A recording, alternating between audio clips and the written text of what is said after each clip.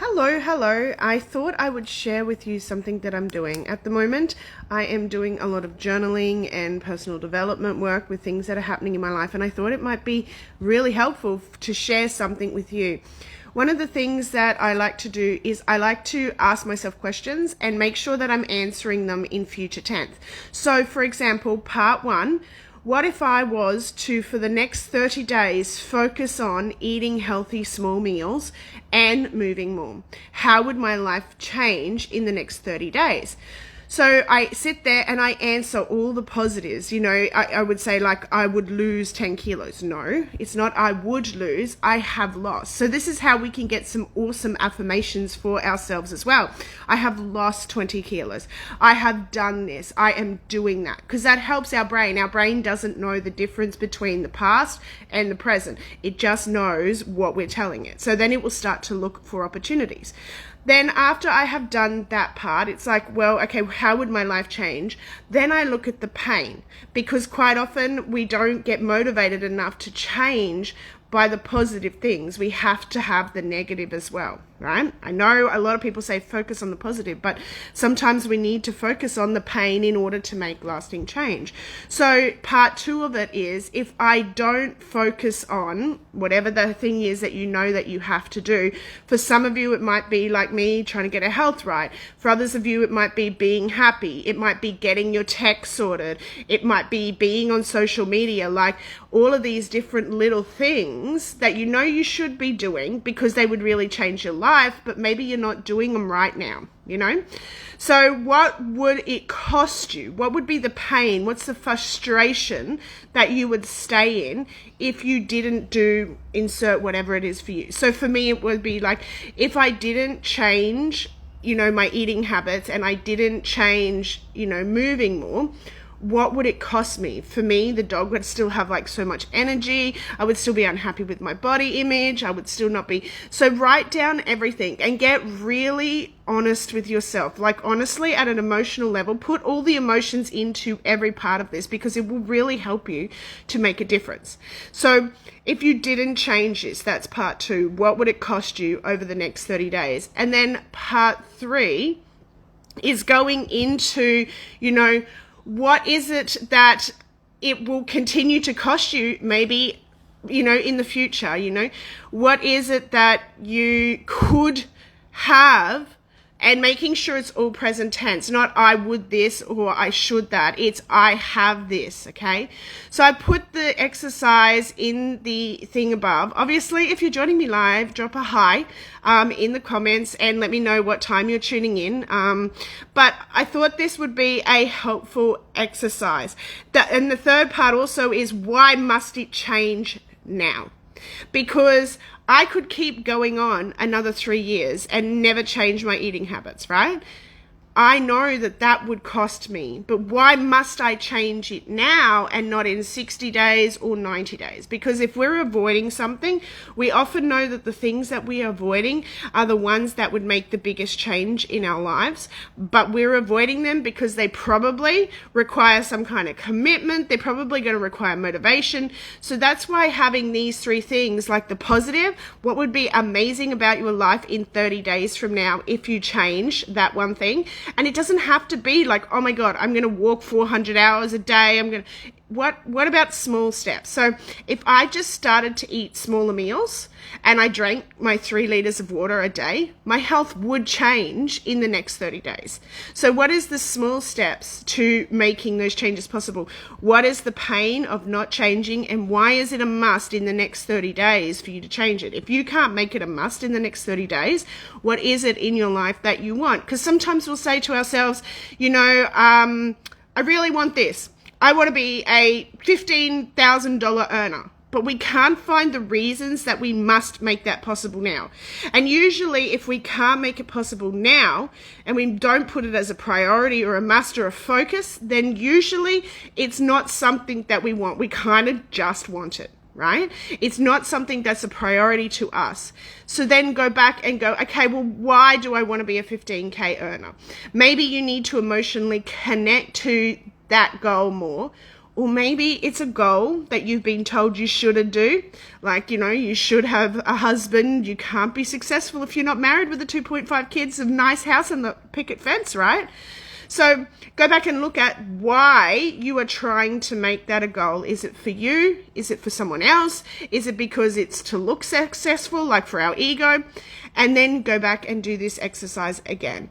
So that's what I'm focusing on at the moment, like focusing on what I know I must change in my life and how I'm going to do it, plus in small steps, of course, and then why I must do it.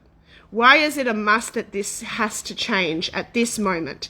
Because if you can't make it a must and you don't know the pain of staying where you are and you don't have the positive vision to make the changes, quite honestly, you will struggle. Hi, Noelle. Yes, absolutely. 30 days. Some people will say, do a 12-month vision. And what you can do is you can start with the 12-month. Ask the same questions, but instead of 30 days, put 1 year from now, right? And then go down to 90 days.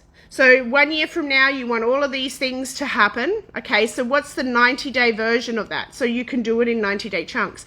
But for some people, like where I am in my life right now, we can only focus on a week, or we can only focus on 30 days at a time. And honestly, our life changes in hour by hour, in day by day, in week by week. If we can nail a day, then we can nail a week, then we can nail a month.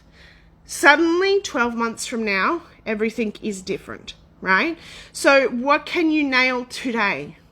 You could go out for a walk for 20 minutes. And I used to have this health person that's like, don't focus on doing 40 minutes of exercise.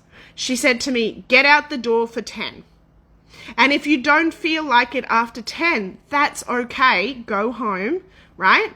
But quite often when we start, we will keep going, right? And Tiny Habits, the book Tiny Habits talks about that now. He talks about every time he went to the toilet, he did 1 push-up.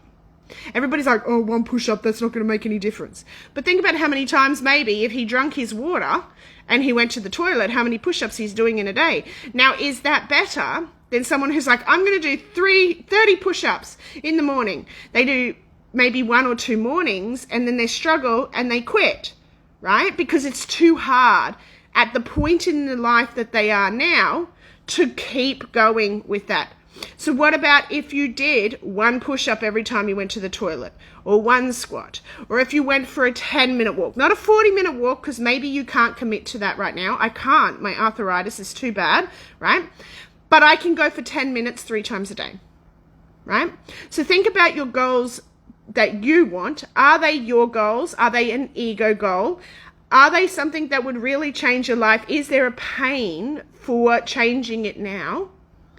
And then what are the tiny steps that you can be consistent on, right? If you are not on social media all the time right now, then saying I'm going to talk to 50 people a day is a really unrealistic goal to set yourself. But what happens if you just talked or commented on 5 posts a day and you did that consistently for 30 days? How would that be so much better than doing 25 today, copping out on it for 3 days, doing another 25, like you would have no consistency. But if you did 5, things would change. Now, if you're trying to sort your tack, for example, and you're really overwhelmed and you're like, I'm going to do this today. But what happens if you started with a template? What happens if you were just filling in the blanks? What happens if you were focusing on one little thing, like writing 2 emails and getting them into the system today? You may need 30, but what happens if you just took tiny steps? That is what it's all about, because I don't know about you, but trying to do these big, highfalutin goals, I quite often don't stick to them.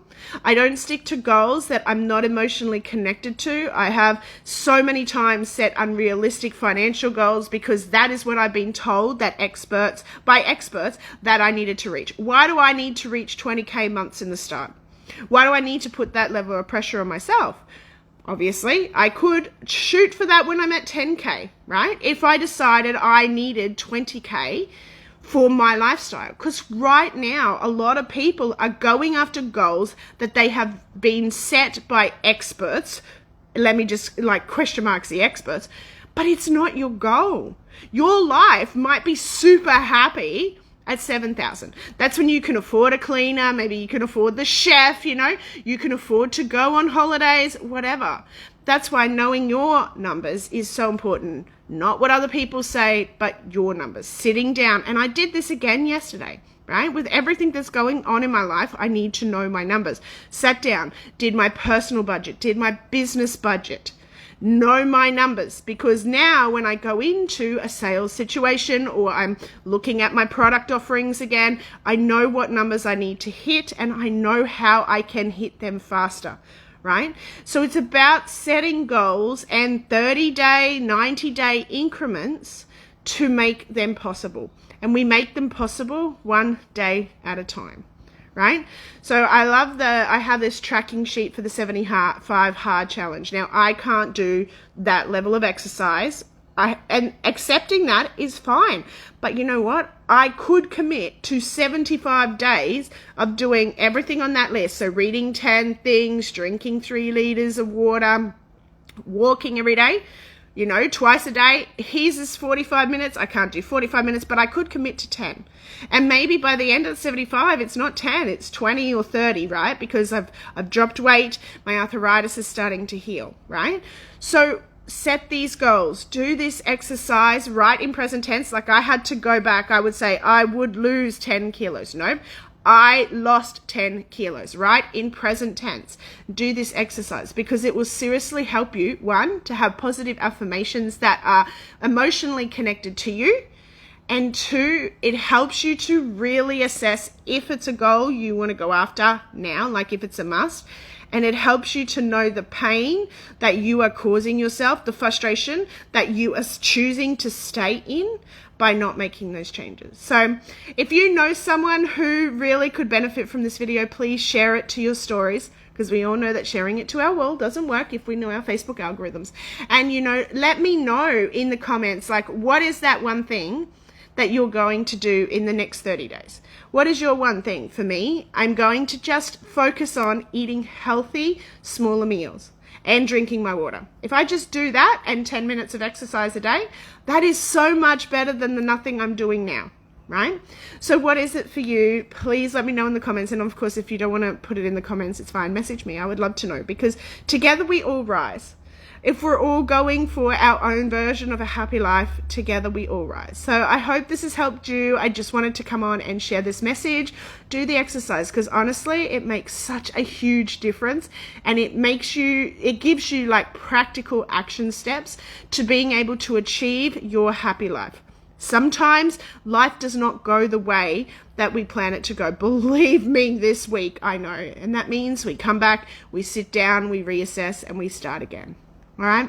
Have an amazing day. Make this the best week ever. Bye for now.